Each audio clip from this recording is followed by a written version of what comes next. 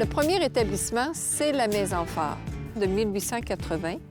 Et on peut constater que le premier phare était à même la maison.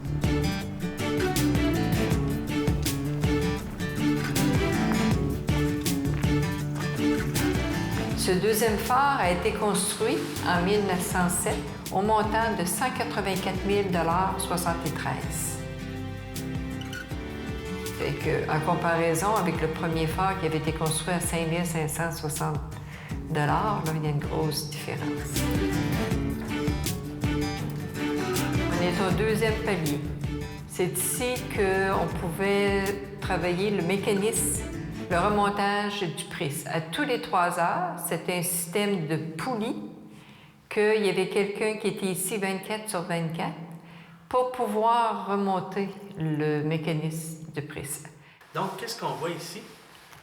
Les poulies, qu'au début, à partir de 1907, c'était un système de poulies qui faisait tourner le prisme. Et avec les années, ils ont installé un petit moteur électrique.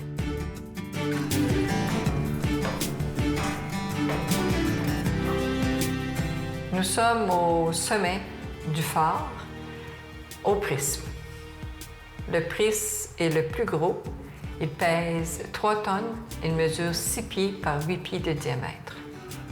Il vient de Paris. C'est la compagnie Barbier, Bénard et Turenne de Paris. Et c'est du Val de Saint-Gobain que l'on retrouve. Et tout a été fait selon M. Alexandre Fresnel pour la lentille de Fresnel. Le rythme était de 1 demi-seconde, 2 secondes, 1 demi-seconde, 7 secondes, totalisant 10 secondes. Une journée type, c'était quoi? C'était 24 sur 24.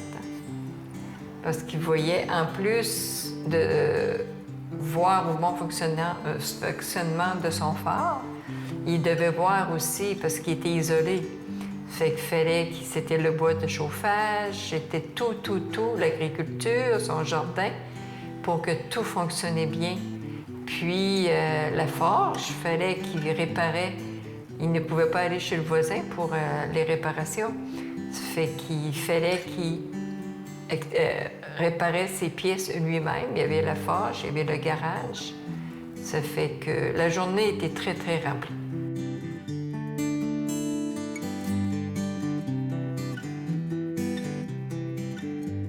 Le phare est en opération de 1880 à 1975. C'est pourquoi en 1975, que Pêche et Océan ont décidé de mettre une tour tétrapode au village de Lancervalo. Automatisant le phare, bien, ils ont fermé, puis ils ont enlevé le gardien, puis ils ont descendu, ils ont mis une tour tétrapode là, à Lancervalo pour les signaux. Mais quand tu n'as plus de personnes vivantes, d'humains dans un phare, là, c'est vide, hein?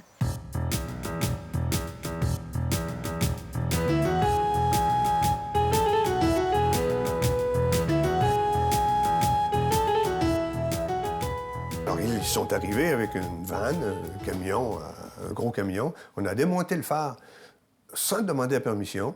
Et un bon matin, on est parti avec, en suivant la route tout simplement jusqu'à Québec. Les gens du coin se sont aperçus, mais notre phare, il est où? Et là, ben, il est trop tard, on ne peut même pas l'arrêter. Il est parti pour Québec. Rendu à Québec, on l'a remonté. On a remarqué en passant une petite critique. On n'avait pas l'argent pour l'entretenir à Gaspé, mais on avait de l'argent pour le remonter à Québec. On l'a remonté dans le Vieux-Port à Québec et c'est devenu un emblème pendant 2-3 ans pour la ville de Québec qu'on montrait dans des cartes postales pour attirer des touristes. Alors, les gens de Lancervalo se sont dit, mais ça n'a pas d'allure.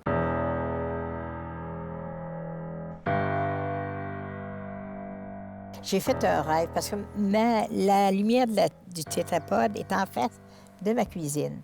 Puis moi, j'avais un divan, puis je m'étais couchée, puis je me suis endormie avec la lumière, faut croire.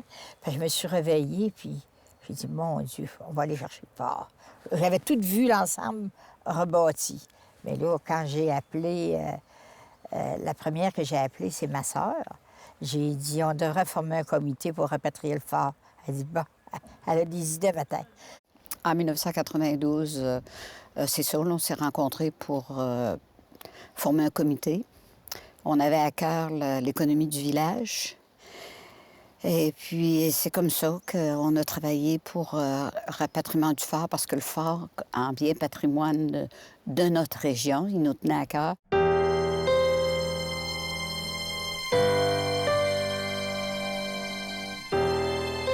Ici, nous autres, on est dans la réplique de la première maison du gardien, de M.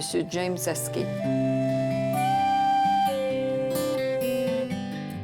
La première maison, elle a été construite en 1880 pour le premier gardien de phare.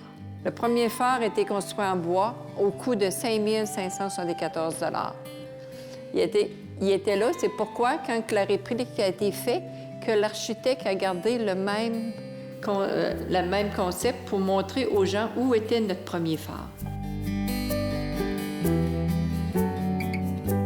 Dans cette maison-là de gardien, il a passé 4 gardiens. Il a passé M. Askey, qui était ici durant 33 ans, qui prend la relève en 1913, son fils, qui a pris la relève après Hubert Leib durant 30 ans. Donc, à eux seuls, la famille Askey a été 63 ans gardien de phare ici. Par la suite, nous avons eu 3 gardiens de Cap-des-Rosiers. Il y avait beaucoup d'économies. Il y avait aussi les villages de pêcheurs de la paroisse de Saint-Maurice qui s'étaient établis à Cannes-de-Roche puis à Ruisseau-à-l'Ail. Il y avait même un bureau de poste, il y avait une école. C'était comme un petit village. Puis les gens qui travaillaient ici, parce qu'en fait, les premières années, il n'y avait pas de route. Ils étaient assez isolés, OK? Ça fait qu'il y avait le partage des communications avec les pêcheurs, puis tout ça. Ça fêtait beaucoup ici, les fins de semaine. Ah oui? Ah oui, ça fêtait beaucoup. Racontez-moi donc. Bien, moi, je ne l'ai pas vécu, là, mais d'après les personnes qui ont vécu dans ce temps-là, tu sais, il y avait beaucoup de violons, ça dansait beaucoup, puis ça contait des histoires. Puis ça se réunissait ici, à la maison.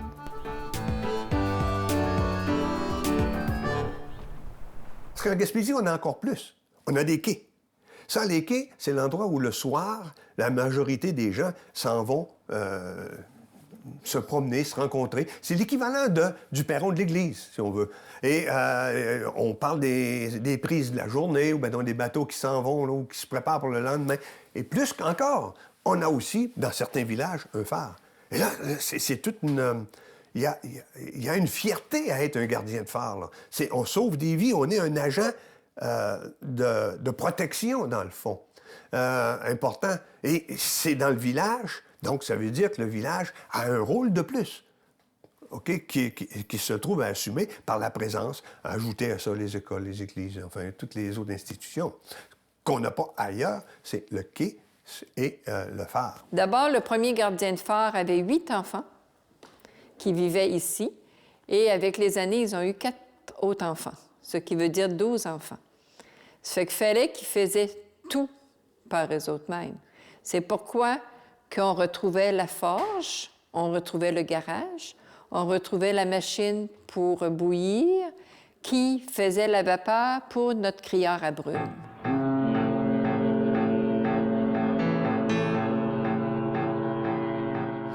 Là, votre projet, c'était de rapatrier le phare pour en faire quoi?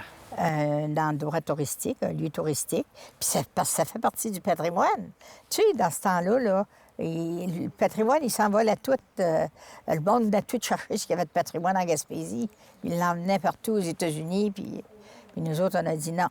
Nous, comme citoyens, les femmes têtues, on a dit, on va le chercher, on va le chercher. On est fiers aujourd'hui? Fière, tu le dis, fière. Très fière.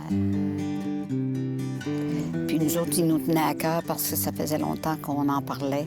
Puis quand on allait à Québec puis qu'on le voyait, on disait « Il est pas bien où est-ce qu'il est là? Il s'ennuie de sa mère. » Ça fait que, c'est ça, on a travaillé 5 ans. On s'était donné 5 ans.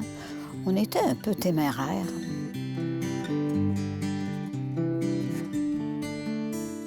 Ça a coûté combien rapatrier ce phare-là de Québec? Environ 125 000. Là. Je ne peux pas te donner les chiffres exacts, là, mais ça coûtait environ 125 000. C'était pas cher. Parce qu'alors qu'on avait demandé des soumissions pour le retour du phare ici à Pointe-à-Renommée, mon Dieu, la première commence 300 000. On se regarde, on dit, on peut pas. Ensuite, ça a tombé à 200 000. On peut pas encore. Mais la troisième, avec M. Lagacé, son entreprise, oui, ça, c'était correct. Et qu'à l'époque, il y avait beaucoup de trafic. Tout se faisait par sémaphore. Les sémaphores, c'est des drapeaux, le moyen de communication des bateaux qui passaient et ici le phare. Le langage de sémaphore, d'abord, c'est des pavillons, 19 pavillons que tu peux envoyer jusqu'à 70 000 messages différents. C'est important de garder notre patrimoine maritime en Gaspésie? Bien, c'est assez important que c'est à nous. C'est à nous. C'est un respect c'est un respect des choses qu'on a, de notre patrimoine. Oui, très important. Pensez-vous que ça allait être aussi populaire que ça, le phare de Pointe-à-la-Renommée? Oui, parce qu'un phare, là, c'est attrayant pour les jeunes, puis c'est attrayant pour tout le monde. Puis l'histoire aussi du phare était imposante. Le touriste, lui, insuffle par le fait qu'il vient coucher en faisant le voyage, le fait qu'il va dans les restaurants, dans le fait qu'il va gazer, etc. Mais ou qu'il va payer des billets d'entrée, par exemple, à Forillon. Mais on mit ça, là. Il se fait rien. Là. La mise en valeur du patrimoine maritime est le seul fait des gens qui demeurent en Gaspésie.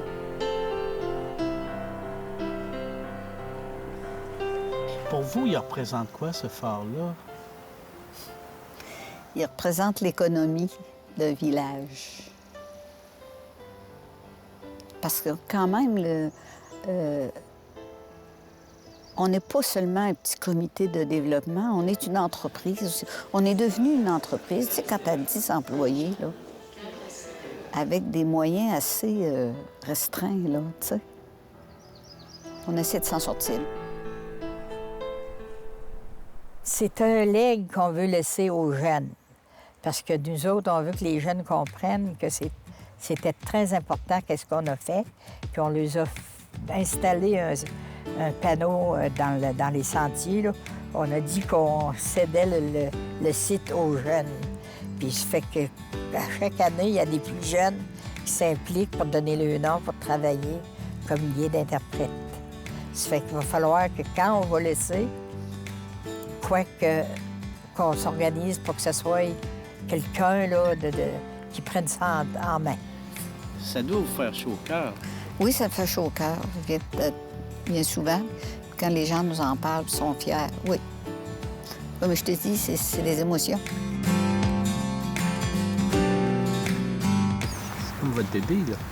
Oui, c'est un bébé, puis tu sais, quand tu as un bébé, là, tu le mets au monde, mais il faut le faire vivre.